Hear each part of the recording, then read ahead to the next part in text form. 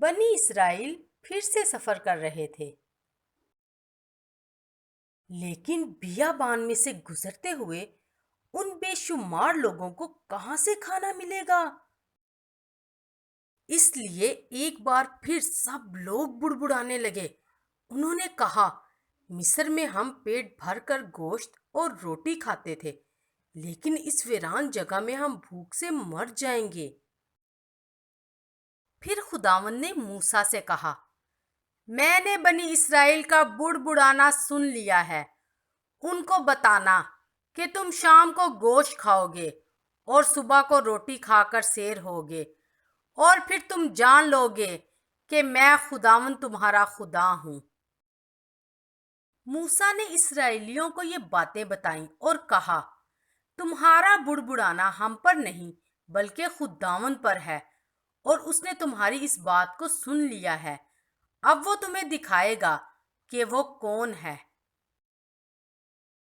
اسی شام کو بہت زیادہ بٹیریں بنی اسرائیل کی خیمہ گاہ میں آئیں۔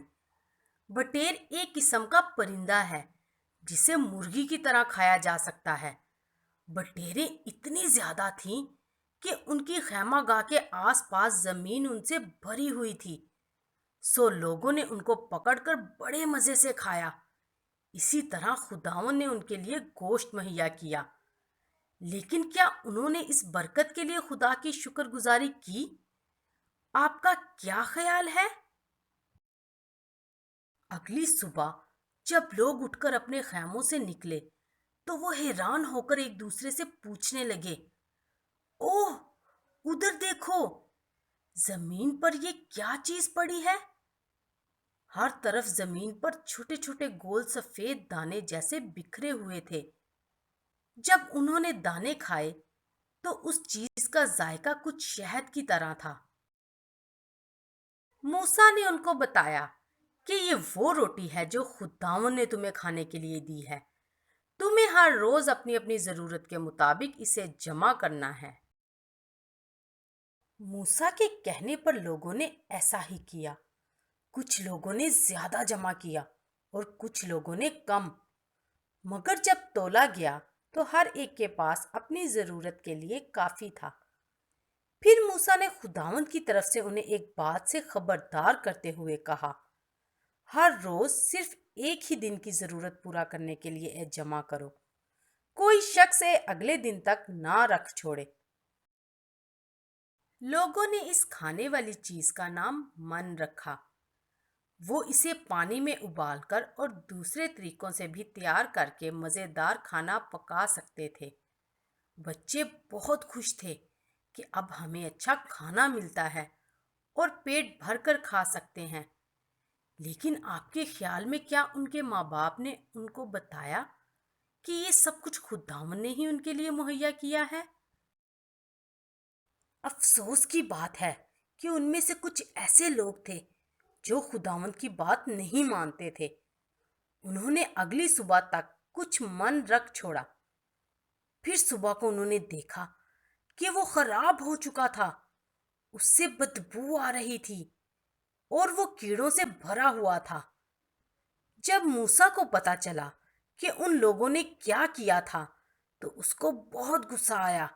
وہ سوچ رہا تھا، وہ لوگ ابھی تک خداوند پر کیوں بھروسہ نہیں رکھتے اور اس کا حکم نہیں مانتے؟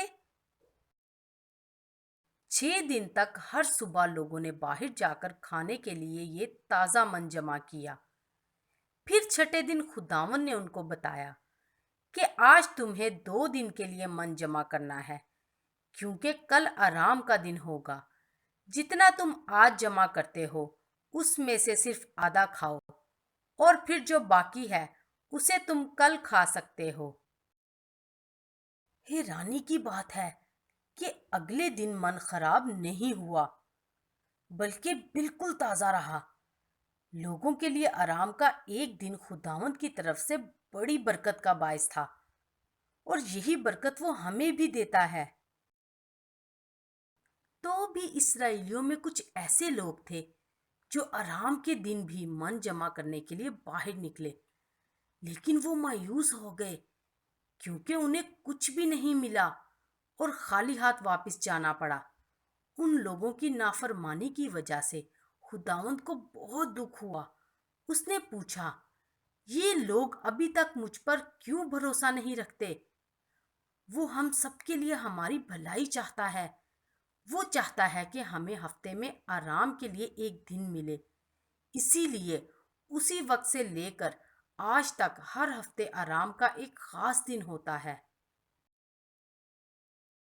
پھر خداوند نے موسیٰ اور ہارون کو ایک خاص کام دیا۔ انہیں ایک مرتبان کو من سے بھرنا تھا۔ خداوند چاہتا تھا کہ اسے محفوظ رکھا جائے تاکہ آنے والی تمام نسلیں دیکھیں کہ بیابان میں خداوند اپنے لوگوں کو کیا کھانا کھلاتا تھا۔ یہ اس مقصد کے لیے محفوظ رہے گا اور خراب نہیں ہو جائے گا۔